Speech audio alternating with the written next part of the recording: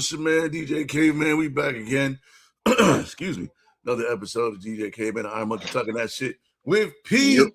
In the building. Make sure you hit the QR code above my head.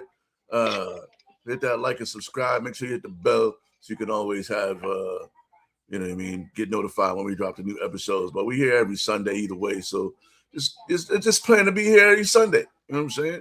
As always, we was just having a conversation and podcasting and shit without hitting the fucking record button. So here we are. I was a little late this morning. You know what I mean? I had to meet the final boss of ice cream. Oh shit! That shit. Listen, I wanted ice cream. I had ice cream. I knew the potential consequences of said ice cream. Yes. And I paid the final price. That's all right. You know what I mean? What was the flavor? Strawberry shortcake, man. A little strawberry shortake. Oh wow! Yeah, those are my shits. Okay, those are my shits, man. Like I love them shits. Like, but yeah, eat the shits, get the shits. That's how that goes. He's like that. But anyway, so you got always DJ IronMonkey in the building. You know what I mean? Upper P in the building. Clandestine. Yeah. You know what I mean? Secret Girl P, Alphabet Team P. You know what I'm saying? Yes. Upper Peninsula. Upper P. He got his church shirt on this morning. He got the beard working. He's channeling your inner Idris, huh? He got a webinar afterwards. Got a webinar. How to get him to tell you everything. 101. Nah, the old school and Living Color, Loomis Simmons. Oh, that's right. Help me get rich. Man. Help you. Man. Yeah, with that app that I gave y'all the other day, like I've been watching mad old shows, and that's the next old show that I'm gonna put on. Cause like I'm breezing through that show Dream On that used to be on HBO. Mm-hmm. Looking back at it, show, man. I remember that show. I like that show. But looking back at it, I had no business watching this show because I'm doing the math. I'm like, oh shit, I was like 10 years old watching this show. Like, I was way too advanced watching Benny Hill, Dream On, and Red Shoe Diaries and all that came out afterwards. But Taxi Cab Confessions and all them old school shows. Like, but The Living Color is one of them old school shows I got to get back to. Married with Children was mine. I had no business watching that show. And the sad part is, all the jokes, I got them. Like I understood the hell. So I wasn't just laughing because people were laughing. I understood the context of the joke and was like, oh, okay. And so looking back at that, I'm like, yo, I should not have. I had no business watching this show at all. Oh yeah. Oh no, I actually finished that series twice. Like that's my go-to show. I absolutely love that show. Married with Children? Married with Children. Oh yeah. Yeah. And but see, this is the thing. Watching it over like so many times, come to realize, low key is actually a Republican comedy show because they do make low key jokes about Democrats and stuff like that. That's true. Yes, that's right. Yeah. Like Marcy and them, they were real conservative, which doesn't really play when you see their personal life. But that's the life of that's the duplicitous life of a conservative. Yo, I started rewatching The Wire. Ooh. Yeah. I probably watched the whole series like 5 or 6 times already. I tend to watch it like every once in a while. I'm like, I'm gonna rewatch The Wire, and it always the same thing. I'm like, man, this show is crazy. And then season 2, and they're on the docks. I'm like, this is some bullshit. Even though I know, even though I know that like it's part of the show, like it gives me the same feeling every time I watch it. I finished House of the Dragon, so now I might go back and watch the whole Game of Thrones shit again. But yeah, I have a hard time with that series because there's too much intrigue and remembering the names. And you don't like dragons? I like dragons, but it's like to a degree. It was like on the surface, yeah, cool. But that show was like 20 levels deep. So it's like I'm probably on like a level 11 out of 20. That's so. deeper than, man. It's deeper than me. I mean, that's better than most. Yeah. See, the only real characters that really stick with me is Bolton. That dude, he was a monster. Yeah. Yes, he was. And then the Kid King. He was a problem. So and North, Jon Snow. Oh yeah. Other than that, I know them, but I can't. Well, I mean, altogether. I read the books and shit.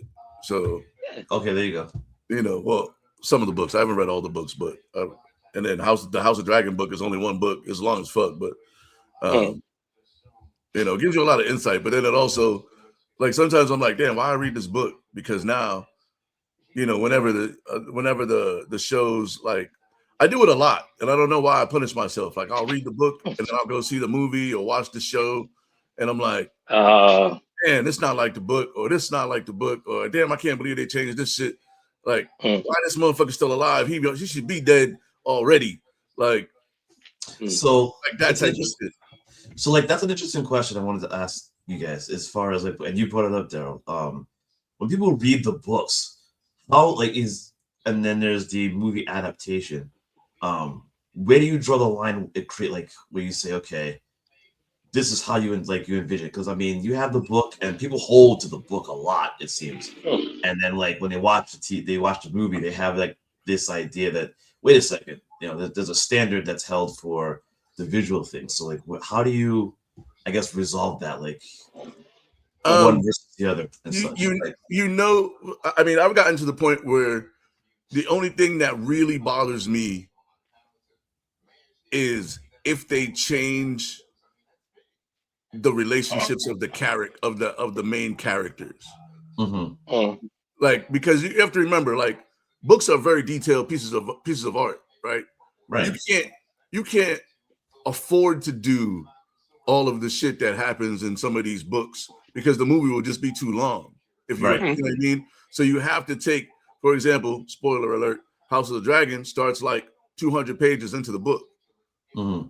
Because the beginning of the book is kind of a lot of setup and characters that are already dead by the time, you know what I mean? So it's they could do it, but it's just a lot of shit that nobody's really going to want to watch on television.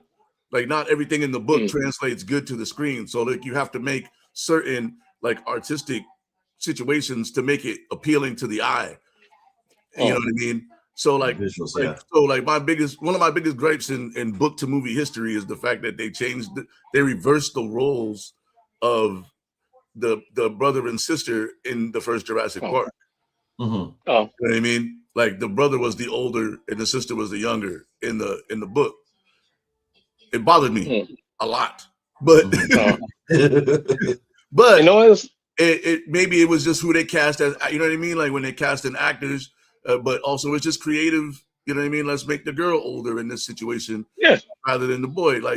But as long as the story stays pretty close, because they're gonna change, especially if they turn it into, not so much with a movie, but when they turn it to a series, there's only so much you could do before. And if it's really good and there's not a second book, right, and you want a second season, you have to create that. Yes. And the dialogue could be different. You know what I mean? There's a lot. Sometimes they put a little modern dialogue in the shit. But we don't know how long motherfuckers been swearing and using phrases like motherfucker and out of here. And you know what I mean? Sometimes you hear like new slang in these shows, which is kind of weird. But so really, as long as they stay close to the story, they veered away, in House of Dragons, they veered away from a little bit from the story, but there's so many characters too. When you do movies and shit, you gotta pay all those people. So depending on what your budget looks like, you might have to combine characters in a book to make one character or something like that. And they have or you take that and then you take that one character and you give them the arc of, you know what I mean, those characters somehow. So I don't know, it doesn't bother me as much as it used to anymore. But see that the movie Watchmen, because that movie was one that everybody for a long time said is impossible to make, and even when they made the movie, a lot of people didn't like it because they had to creative control. So part of the creative control was that they changed a large part of the story, which I got, but I can see where a lot of people, but because the way the book is written, it's a book, and then there's a book within the book with the Black Freighter. So, there's so many different things with Watchmen because they have the movie that they did with Zack Snyder. Then they had the TV series on HBO, totally different from the books. But then they have a motion comic that is true to the book because it's frame by frame. Right. It's just each frame is motionized. So unless it's like a gospel rendition of a book, I have to allow for creative differences because even in cartoons, it's the same thing. It's like, oh no, that didn't happen in the book. Oh, but it's happening in this Marvel movie. Like, you have to see how these things are done in a different context, and in my mind, it's done in a different universe. So you have to allow for that creative leverage, and that broad. It's an adaptation. It's not a, you know what I mean? And remember, when you read a book, you visualize what you think you're supposed to. Yes, exactly. You know what I mean? So whoever gets the rights to be able to remake that book or turn that book into a movie or a television show, you're getting their vision of what they seen when they read the book. So what I see, how I'm envisioning characters and shit might not even, you know what I mean? If there's no comic or anything like that to reference like what these people or what these people are supposed to look like, you just have the descriptions, right? Yeah. You know what I mean? So it's like you take the description and then this is what it looks like to you.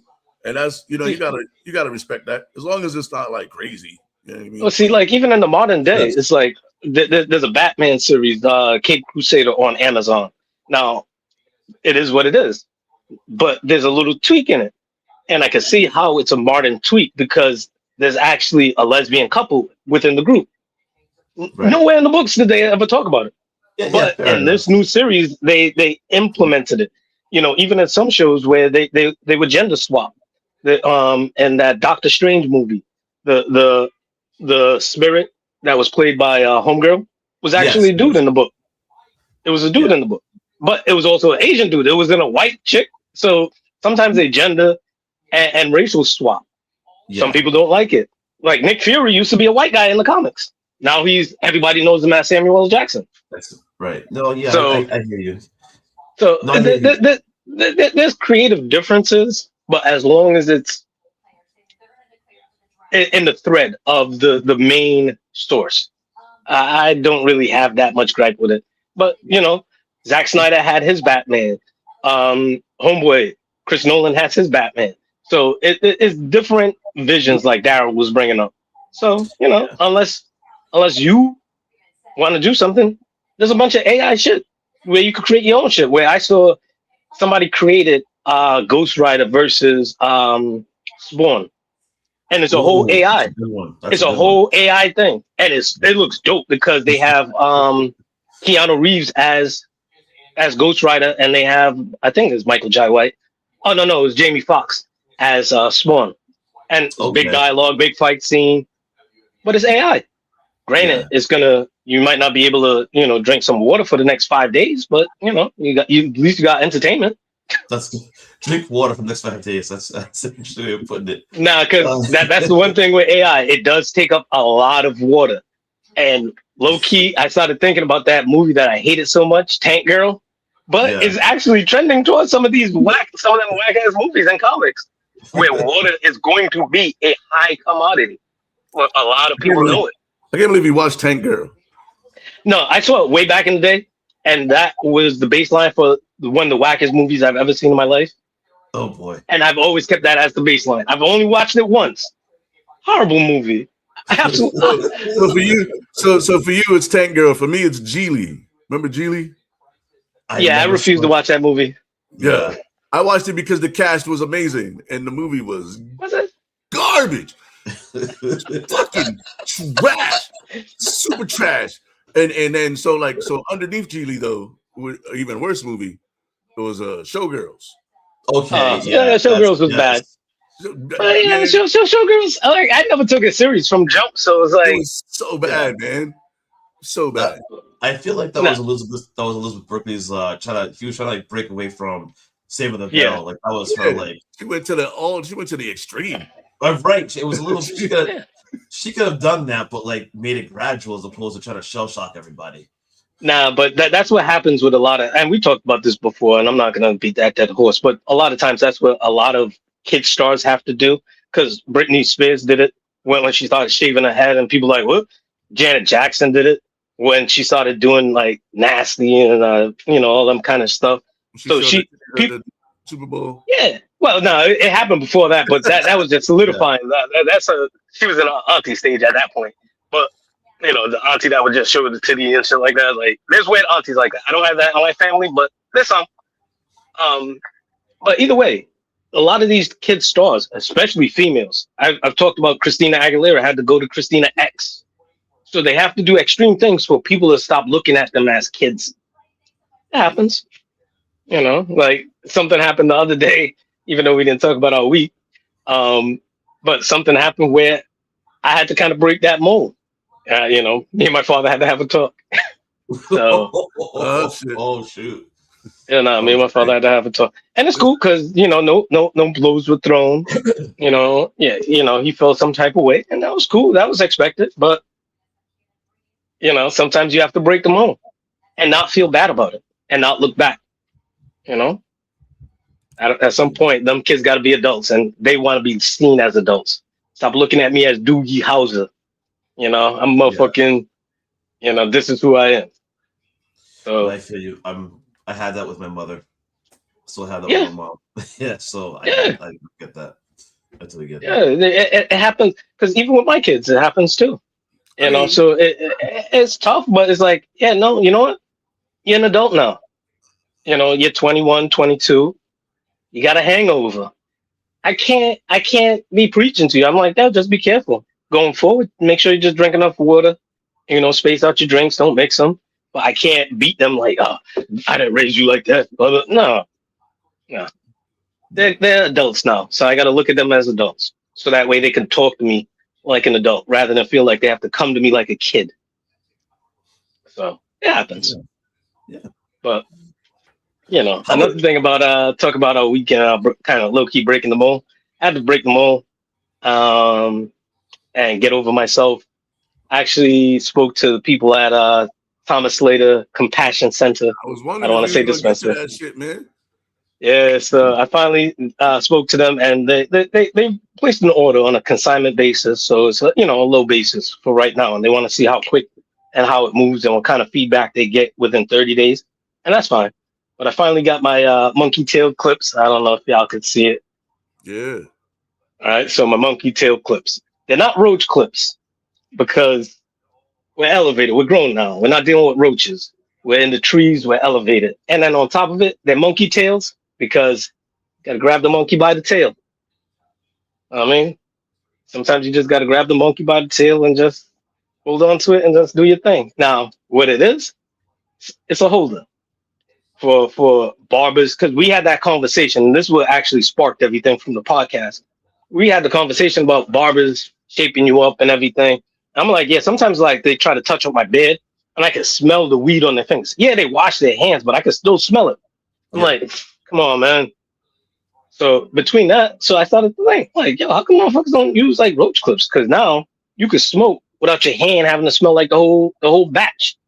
They don't have to smell like a whole pack or something. So ladies with long fingernails, people that, are about to cook, don't want to have the weed residue and shit on their fingers. Yeah, they'll wash their hands, but still, they don't want to have to go through all of that. Has other purposes, like when it comes to like passing the joint, you get that awkward moment where you gotta like kiss fingers. that weird kind of, and then you're so careful, you let go early. Yeah, you drop that shit. Yeah, you let it go early, and now it's on the floor. It helps it to pass the joint. Even when you're driving and it falls into your lap, you don't have to be scurrying for it. Just pick it up and go about your business. So there's multiple uses. They set the cost, so don't try to get a discount and say that you know me. You went to high school. No discounts. No. Yeah, fuck that. Pay the full No price. I'm trying But to find no, my but that shit that right now. I that don't even that know what I do with it. no, but that's part of the design. So that way there's a separation between business, business and me. Church and state. There's a separation there. Get my Iron Monkey discount. Yeah. Nah. Well, hand to hand, I'm automatically giving people a discount. So to ask me for a discount is to be like, you're asking for a double discount. Like I'm giving you a discount price, over it.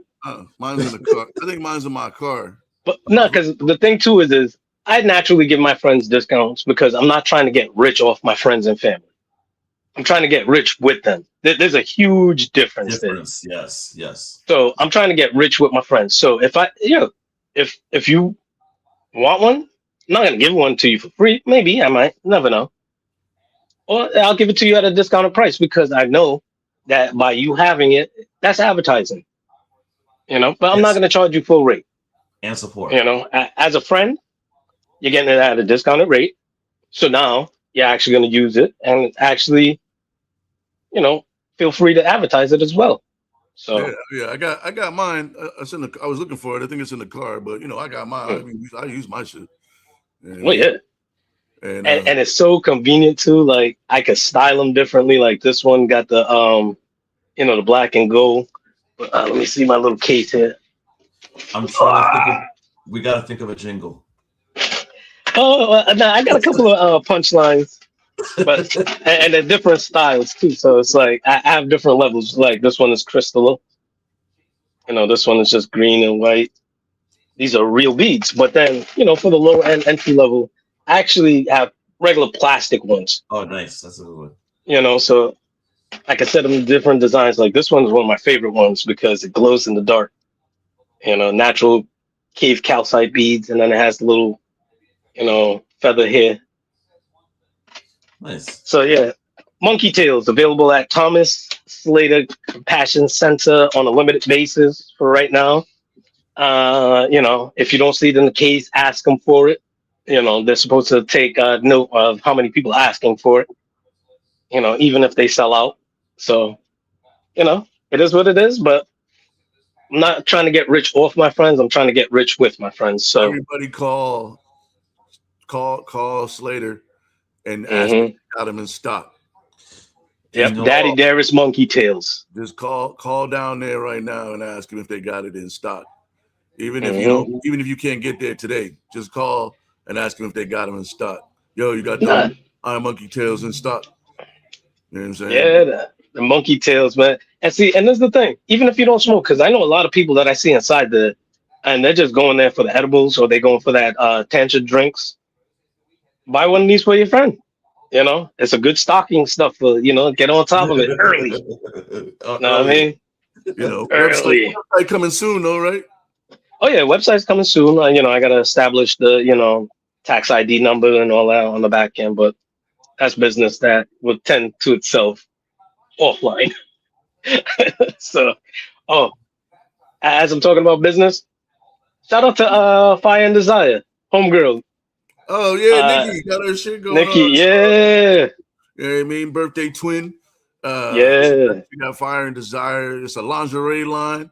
Yep. You know what I'm saying? Yes, I swear she just opened up her storefront too. So she got a storefront. Yes. So you know what I mean. Go down there, ladies. Get you some lingerie. Hey, fellas, go down there and get it for your ladies. Fellas, go down there and get you some lingerie for the ladies, for your ladies. You know what I'm saying? Or yourself, if that's the thing that you do. Ain't no judging. Strippers, flapper clubs. You know what I mean? Pull ballets. I wonder if she got male stripper stuff too. I don't know. Why you getting back in the game? I don't know. IronMonkey used to be. You know what I mean? Nah. Listen. Once my back clears up, me and my lady might have a night. You know what I mean? Now, once my father goes traveling, my back gets better. Maybe me and my lady might have a night. But that's between me and her. Again, that's more offline business that will take care of itself. Offline.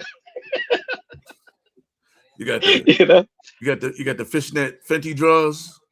MC Hammer pumps in the rump in the background. The yellow. I can't even do that. My back. Oh, shit, my back. that MC The MC Hammer video playing in the back just to get me motivated. Gotta get my motivation music on before I get on stage. Yo, Hammer's career was so crazy, dog. I like how we're gonna make the pivot to Hammer now, but yeah, come on, let's do it. No, his career was just crazy, man. Like he went from like just a regular dancer to like MC Hammer to then like get like signing with Death Row and doing songs with Pac to having a cartoon. No, he had the cartoon before he had the Death Row shit. I'm just saying, like, yes, you know what I mean? He had a cartoon, like he's the cereal. Is he the only rapper? That's right. He did have a cereal. He had a cereal. Is he the only rapper to ever have like his own cartoon? Mm-mm. No, I mean, not to be animated, but to have their own like cartoon where they was going on the adventures and shit. No, because Kid and Play had theirs. Kid and Play had one. Andre 3000 had one as well. His was different. Oh, wow. No. It was like a Magic School Bus type show. Oh, okay. Oh, okay. Nice. No, it was actually pretty dope. But the music and everything. Nobody had talking shoes though. Hammer had the talking shoes. Nah, man, that was the worst part. Because back in the day, going to school, he's like, yo, you got them Hammer shoes? Because the bottom of the soles used to peel off on the cheap shoes, and the shoes used to flap when you walk, unless like you glue it. But if you didn't catch it, I'm like, yo, you got them Hammer shoes, B. Because you was wearing those Patrick Ewins, boy. So the Ewan soles used to come apart quick. Yeah, you can't get them wet. So as far as Wild, so there's a story that was told that I to this day don't know if it was true. So it's from the perspective of Redman, and oh wait, hold on. Actually, there are two stories. I know where you're going. So one of them was from Redman, and I didn't. I was like, that one I think was a little more credible. But the other one was from MC Search. That one. Oh yeah. That one. So like, was that real? Like, I don't know. Like, I don't know. I believe that. I believe it. There's too many. There's a lot of stories out there about Hammer. Like Hammer's from Oakland, man. Like for those who have never been, like Oakland is not a sweet place. You know what I mean? The Bay Area. Area, like. It's got the Bay. I feel like that whole area is kind of like DC, right? Like DC, you know what I mean? You have the mall where the ports used to be the tourists, because it's the port. Yeah, and then the rest of DC is the hood. Like, you know what I mean? You got San Francisco. See, you brought up The Wire. Yeah, you brought the same way. And you see that season with the docks, as whack it is, it actually plays a big part. Especially with Oakland and the Yate, they used to call it, well, some people still call it the Yate area, because in those port areas, that's where all of the coke comes in. Oh, wow. So, and then it gets distributed into the hoods. So same like with The Wire, it's the same thing in Oakland. It's just a West Coast rendition of it in real time. Like the Bay Area is not a sweet place, but yeah, there's all I've heard like even like Drink Champs and like there've been a lot of people that have like Hammer he had those hands and he wasn't afraid to punch you in your shit. And it's Hammer and his brother. It was him and his brother. Because those stories are real because MC Search and Redman both confirmed them themselves. Number one. And right. But then Too Short actually used to say about how Hammer was known about around in the Oakland area. Like he got the name Hammer because he was known to like laying it down, like hammering down on people. That's how he got the name. Right? People might say like Hank Aaron because he used to be like a ball boy for the Oakland A's back in the day and shit like that. Like I'm a Hammer fan. I love Hammer, you know. So I never bought the Hammer pants stuff. That was the one thing. That's why I drew the line. Never got the hairstyle. Like I barely did the dances, but I used to love him. But Hammer was known as like a real hardcore dude, but people only saw, you know, the commercialized shit up front. And that used to be what rap used to be about. It's like, yo, you're a hood dude, but you're trying to get out of the game and you're trying to change your life and you're going to pivot to do something different. Yo, and that's what Hammer was doing. Hammer was Pitbull before Pitbull, dog. Remember that? Pitbull? That first Pitbull album is first is cold. It's like real low key. It's dope. But you know what I mean? Then he was like, yo, let me just do this. Pitbull would put his hands on you. Pitbull, he was one of them. He was a rapper. He was a rapper that was just like, I can make more money doing this mainstream shit. Yeah. That's it. You know what I mean? Flow had the same thing. You know what I mean? Like these dudes, they were like, let me just go pop real quick and make this pop star money because that shit have my music in commercials and all kinds of shit forever. Ain't nobody shooting at me at my pop shows. That too. You know what I mean? so that was the real thing with them is like, look, like they're not shutting it down. I'm not dealing with janky owners and promoters. Like I'm getting paid up front. And not just that. I'm getting commercialized gigs. I'm getting corporate money. So fuck all that street shit. Yeah, that street shit is good for the hood, but not for me. Right. Like yes, I'm trying to get out the hood. That's the one. But see, Hammer was trying to get out the hood and he's trying to bring the whole hood with him. Yeah, that's why he's doing 3M commercials now. Still, but he's still making that commercial money. Oh, I'm just saying, but he made so much money, like he don't have to be even doing. He could just be chilling right now. You know what I mean? Yeah. It's like weird seeing like Mr. T in commercials and shit. Still, like, why is Mr. T still doing commercials? No, the wackest thing though is people will still talk shit about Hammer, like, oh, Hammer didn't do this for me, and Hammer didn't do that, and when Hammer was hitting, like, there's always going to be that person. There's always going to be that person, no matter what. You know, so that's kind of low key. Getting back to it, was like why I wanted to deal with outside vendors. You know, so that way you can't come at me about like me giving you discounts and how I did this and how I did that. No, you're dealing with them. You know what I mean? And if they got an issue, they'll deal with me. That's it. Speaking of also old stars, did y'all watch that Ray J fight? Oh no, I've seen highlights. Orlando Brown. Yeah, the highlights. Yeah, I saw that. That was listen. This arena for attention is getting horrible. Oh my god! But I don't know if you was gonna say it, but it's kind of like those celebrity death matches that they used to have on MTV with the claymation shit. Yes, with the claymation. No, people got too many people got brands, and they don't want to damage their brand by getting beat up, even if it's in claymation form. Yo, Celebrity Death Match is one of the best shows ever created. That was a great show. Yeah. That was a great show. But that fight was horrible. Oh my goodness. And it's like, I'm not a doctor and I don't want to diagnose it, but Orlando Brown is on some other time. That to say the least. Like he's really starving for that attention. And that's his drug. Yo, he looked like he didn't even try to train for that shit, dog. Like, you know, you getting. He looked like the father in the show that he was on. You didn't do no training. Like, he didn't look like he even tried to talk to no boxers. Like, he just got in there like it was like a bar fight. I even saw Ray J sparring. I don't even know why, but I saw some clips of Ray J sparring and how he got laid out when in his box sessions. It's like, yo, but it's again. We've talked about it before, and you've bigged up Ray J for the Raycon earbuds, you know. So it's a good earbud, man. It's a good earbud. Like if you need a quality earbud for not $1 billion, it's just only like $100 out the top end. You can get them for like you can get in the door for like $50, man. It's just not too, and they let the battery last forever. So you know what I mean. I went back to Team iPhone eventually when my shits did die, but like I had my Raycons for like a bunch of years, and I use them outside all day.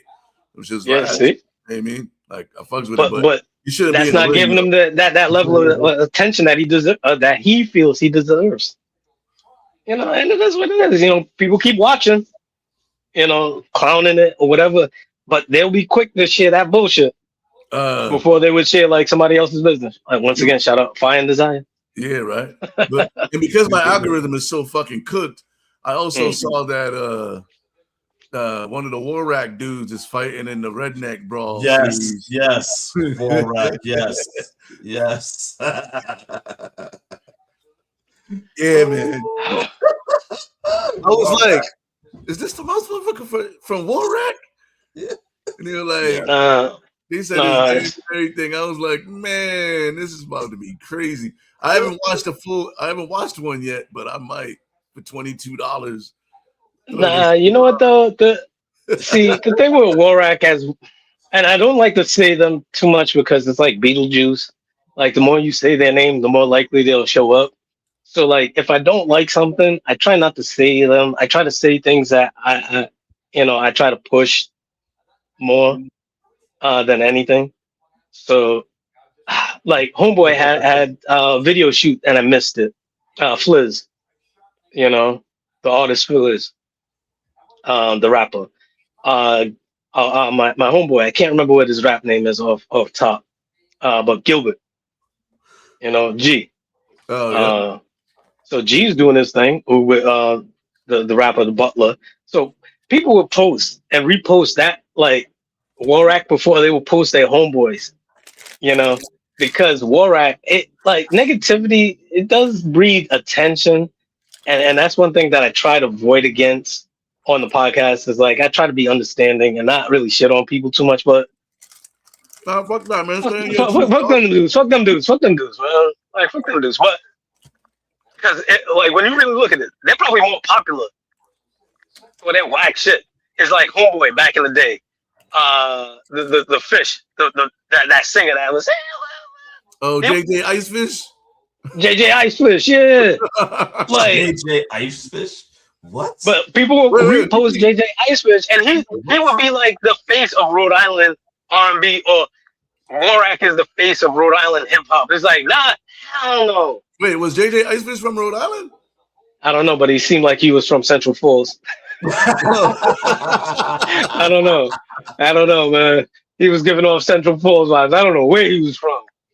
It's just like that other dude that was talking about white girls on that BET Uncut. He looked like he's from Warwick or from Central Falls too. White girls. I think his name was like Casey something. Like, come on, man. Like. But again, I think my algorithm's cooked, bro. So it'll probably show me the whole fight eventually. Because for some reason the redneck brawls just like roll through my algorithm all the time, and just watching like country athletes beat each other up and shit. It's hilarious. Talking about whack ass games, I still haven't watched some Patriot game shits yet though. Nah, that was on like the Ocho. I know it's over, but you could probably catch like the replay and shit like that online somewhere. And I'm like, nah, I don't really want to watch it because now they're gonna get that viewership numbers. The Neo-Christian Hunger Games. Yeah. The Judeo-Christians. Yeah. Of Latter-day Saints or whatever. Like just the obstacle. It looked like Ninja Warrior, like the clips I've seen. Like, it wasn't even Ninja Warrior. Like a ninja would be like, what kind of fucking child's play shit is this? This is what my 2-year-old does. This is playground. The dude who created the course was a Ninja Warrior guy. Yeah. So, but still, it might have like remnants of. Yeah, but it's so watered down. It's like, nah, this is the kind of shit that you be seeing in the playground, like real time. Like I only seen small clips of it. It's like swing around that little thing, and then you got to do the monkey bars and then a little ninja crawl, like monkey. Man, but you have to do the spin around thing first, so you're kind of dizzy, and then you got to do the monkey bar. All the shit you be seeing at the playground. Yeah, no, I was gonna. You said monkey bars, and I had a flashback to one of our discussion questions. Haven't done that. In a minute. I just want to say. I don't know. My Nilla cookies are now stale, but it's still delicious. Delicious. Wait, getting back to the monkey bars real quick before we pivot off of it. Just like how my brother asked, like the last time one of us like did like a hard run for like no reason.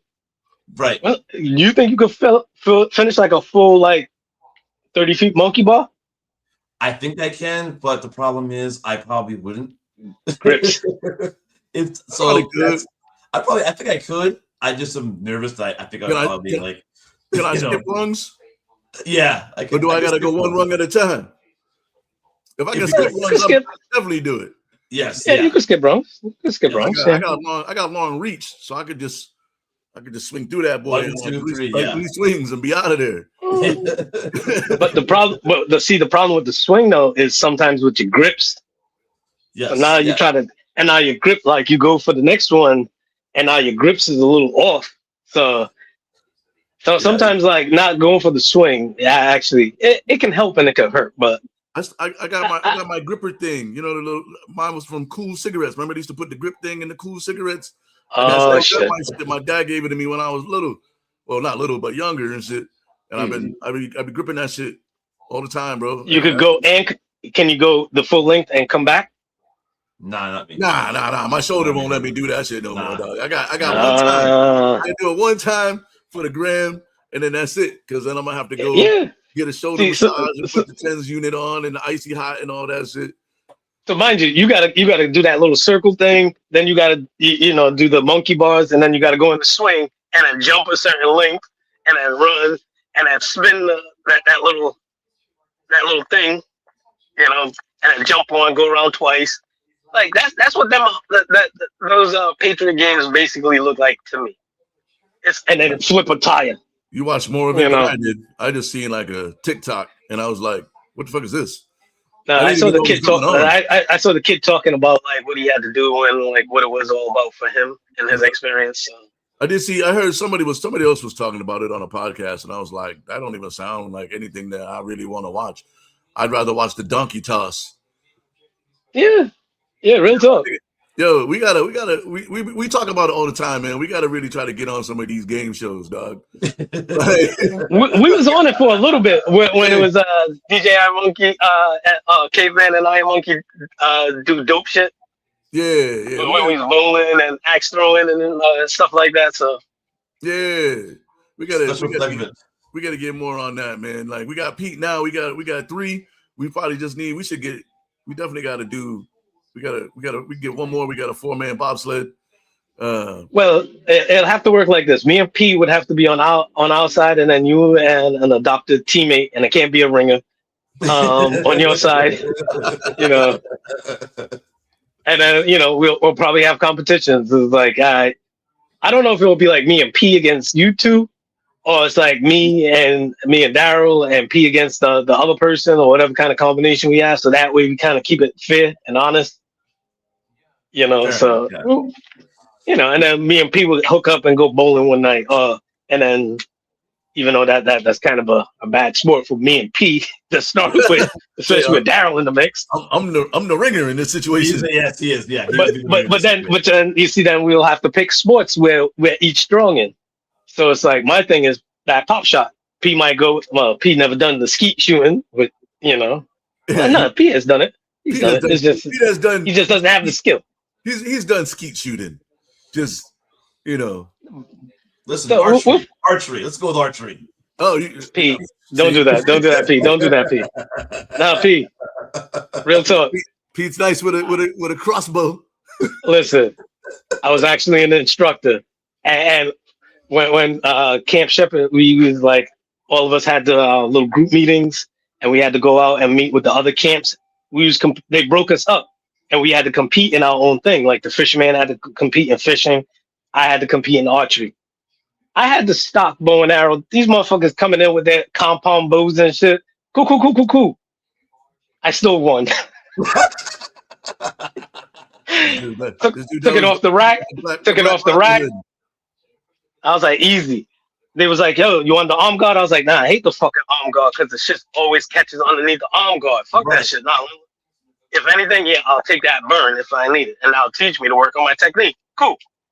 Yeah. First 2 times hit me on the arm. I still qualified, pushed on, and I won the finals. So if you want to do archery, I haven't done it in a long time, so I can do that. Archery. We can do archery, or we don't. I've been playing darts, boy. My dart game is getting elite. We have to go out and play some darts when I come home, man. When I'm out there in a couple of weeks, maybe we'll do some. We do all this shit. We can do and track it. Do the Olympics and shit. Yeah. We'll go do some archery. There's an archery spot. I know where the archery spot is. Axe throwing. We'll go do some axe throwing or some darts. You know what I'm saying? I'm nice with darts. I think they have darts there too. I think they have darts at that same facility. Yeah, I'm nice with the darts now, dog. So we need to have a special season or a limited, segment. Mm-hmm. DJ Caveman and IronMonkey doing the Olympics with Pete. Yeah. And friends. And friends, right? And friends. Yeah, and friends. This week it's archery, and we just I'm nice with the darts, son. I keep just do it. I keep darts on me at all times. Okay, see, that's not right. All right, so this is what we'll do. I got the electronic dartboard in the crib. Nice. All right, so this is what we'll do, right? So we'll workshop the list of games, and then what we'll do is we'll make it we'll fix up the teams, then we'll keep it open for people, that tune into the show to compete as well, and then we'll stack up our scores, not just us against each other, but us against the viewers, and so that way they could compete along with us. So if we're doing axe throwing, and other people will say, "Oh shit, I'm dope at axe throwing. Cool. Put your scores up against our scores, and let's see how everybody stands, and we can work it out like that." I don't know if that's more of a March Madness thing. We got because March is far out. We got to figure out how motherfuckers is going to keep the integrity. We might just have to throw some shit and let people show up if they want to show up. Well, you know what? You know what though? If I'm sending in, if it's not a live video, you know what I'm saying? I just tell you, I look at this bullseye. Look at this bullseye. Nah. See, no, but you see that that's why we're me and P doing it together. Right, that's where we keep the integrity amongst ourselves. I'm talking about everybody amongst the viewers and shit. Because it's the honor system. You just throw this dart, cutscene, dart. Nah. It's the honor system. So it's like I can splice together all my strikes and shoot an easy 280. You know what I'm saying? I put it like this. Put it like this. If their scores are like better than some of ours, then offline, then we'll compete against them. So it'll be me and Pete, and then we'll meet up with the viewer if they're in our area, and then you can meet up with somebody in your area if that's the case, and then we'll compete, and then we'll keep the integrity like that. We'll work something. But again, we're brainstorming. Let's go. Let's jump in. We're pulling up on the up against it, but we can't leave without talking about the movie of the week. Yes, sir. Go ahead. The Hurt Locker, was my movie pick this week. I wanted to get back into my bag. Not that anybody ever really watches the same movies that I watch overall, but I love a good like war movie or like military movie, anything with like a lot of guns, shit like that. Gunplay. But the Hurt Locker I saw it at the Avon Theater in Rhode Island. If you've been, the Avon Theater is like an 8th grade auditorium with a movie screen. The seats are mad narrow. It's like sitting in an old baseball stadium and shit. Yeah, that was my spot. But they had the butteriest popcorn back in the day. But yeah, so the Hurt Locker, Jeremy Renner. What the fuck is the dude's name? Anthony Mackie. I was about to call him Captain America with the wings. Sam. I'm glad you didn't call him that dude from 8 Mile. No. He moved past that. Yeah, Guy Pearce is in it briefly. Yes. Brian Garrity. All these Ray Fiennes, a lot of guys that were like, some of these guys were in their career already, but it's Jeremy Renner's breakout role.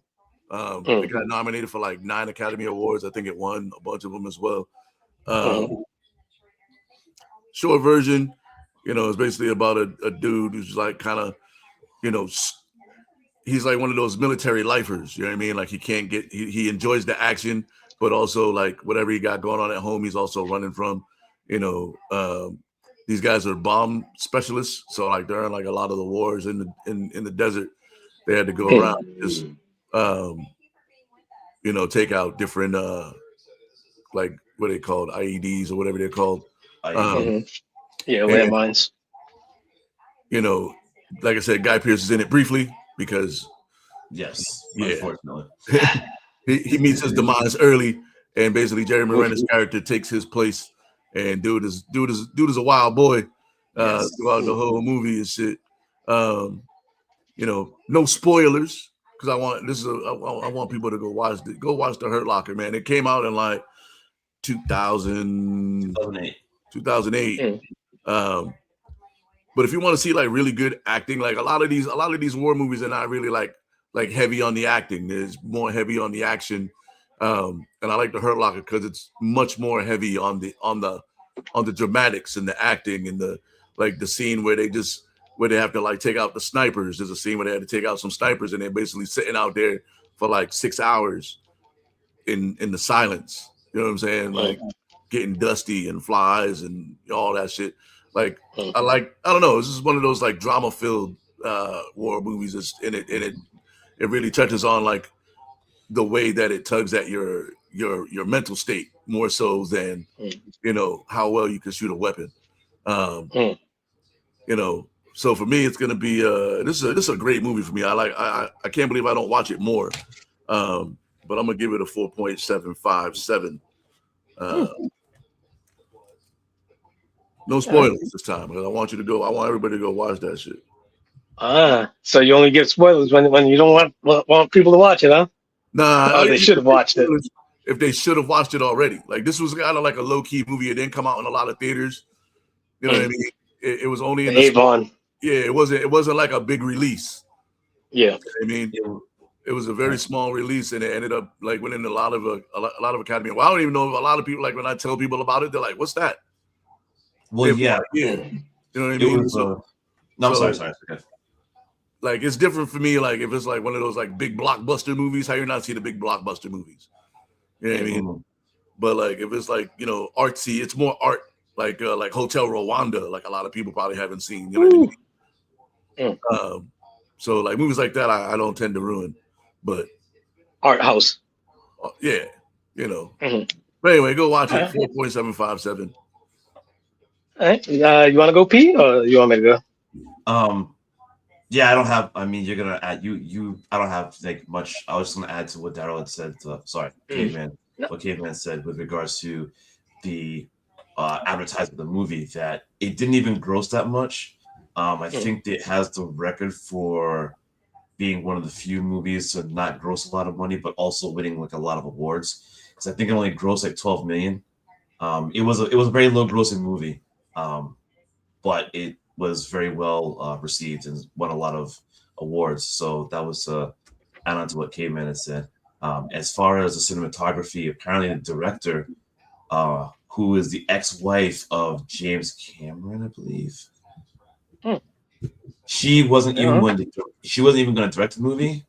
The husband said, "You need to do the movie," and so it would have been interesting if she like didn't do this movie, like what the project may have looked like. So initially, she wasn't even going to do it, but her husband like read the script and was like, "Yo, you got to direct this movie," and so she went with it. So I think that was a cool tidbit to know with that movie, because it really is a nice dramatic movie. I think it had a lot of realism with it that the director, she had gone out of her way to make as real as possible. Because I guess in a lot of movies like this, where you're showing like, well, I think one thing was explosions, that a lot of military people have said that the explosions that are seen aren't as authentic as a lot of movies portray. So she actually went out of her way to get like the explosions right as far as the way they blow up, the kind of actual the colors, because I guess some of the chemicals that you use for explosions produce different colors and such like that. So she actually was going out of her way to make sure that even the explosions were authentic, down to even the suits. That I believe the suit that Renner was wearing was authentic. That was authentic. Like that was 100% approved by the Army. So all those little tidbits you have that to like add to the authenticity of the movie, I thought was great. And I think that his character speaks to what Caveman had said, the lifers. You're in it, and you almost get to a level of absurdity where you're almost afraid of everything. You're not afraid of everything or anything, but you are afraid of something. What that thing is, you might not know. And so you dive into the work just to like avoid that. And you come off almost as being wide card bravado, and it's more like, this is what I do. This is how I cope with things. I love it. I'm in it, and you get to this level of like absurdity where almost everything around you is laughable. Because you're like, you're in the bomb squad. Like there's nothing. I mean, that's a I don't know how to describe like what kind of job that is. There's nothing really really to quantify that. But I think that the ending. Oh my gosh, I can't believe you said that. Never mind. Sorry. I just sorry about that. What? No. Go ahead. No. Just play like you didn't trip. Just keep on walking, like you didn't trip. No, I think it was just at one point the character is put into that scenario where he has to deal with the real world and just is like all these choices. What the hell? But he have to make choices on how to go about diffusing what he does for his job. So he kind of was like, yeah, I think I'm more at home, which is even that double like entendre where he has his home with his family, but he's more at home on the field. And I thought that was an interesting way of showing the economy of such a job. So so I'd give it like a very good like what was Daryl's thing of 4.757? Okay, I'll give it 4.756. All right. Oh, y'all giving it high scores. All right, so for me, this is one of those movies that came out around the 9/11 time when what I started to see was not just in movies but also in video games how they was pushing a lot of war games like special ops and all those things really took off around that time. Because this is one of those movies that came out when like Black Hawk Down, even though it wasn't in Iraq, but it was I think it was Somalia somewhere. But there was a bunch of war movies that came out around around that time, and this movie took the angle of the bomb squad. So with the bomb squad, this movie it does have what seems like draggy moments because that was the one thing that I kind of took away from it, and with those draggy moments, it kind of made me feel like this is kind of like a baseball movie in a sense where when you watch baseball, it's an anticipation sport. There's a lot of stuff that doesn't happen, but you're anticipating something is about to happen, So that's what I mean in sense of like a baseball movie where in some of the quiet, draggy moments, you're anticipating for something to happen, to like break the silence, to break the monotony of everything. And the pace of this movie, it, like I said, comes off a little draggy, but it doesn't because it actually shows the human condition of being in war. So it showed the human condition, and it wasn't just about shooting and diffusing bombs. It was getting at the essence of being in this situation and the texture of it. Again, it seemed like it was draggy, but it played up into it.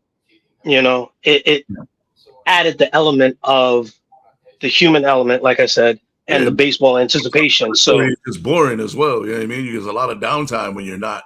Yeah. So and it's one of those type of movies that doesn't really use music a lot as the background scoring.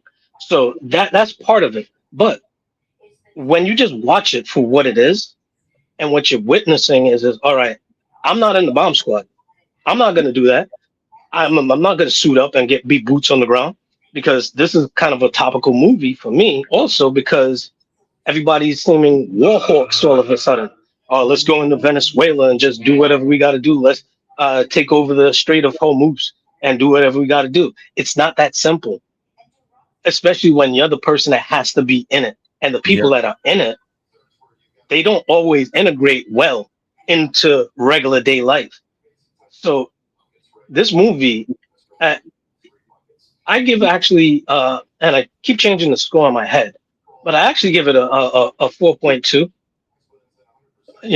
for the simple fact that it does give the human element. It gives you the feel of what it is to be in that position.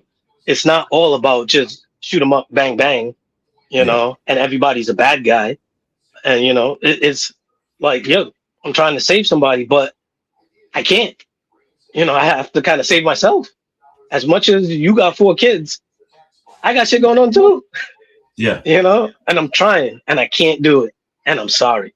Like it really tugs at your human level emotions. So once again, 4.2 for me. It's a good movie. It falls into the vein of a lot of those war movies that came out around around that time. So it's a very solid movie. It's an art house movie. It's not like it's a film. It's not a movie in a sense, you know.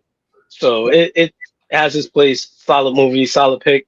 Daryl has a way of maybe not knowing, but subconsciously picking topical movies because, like I said, the boots on the ground and everybody feel like it's just cool to go out to war.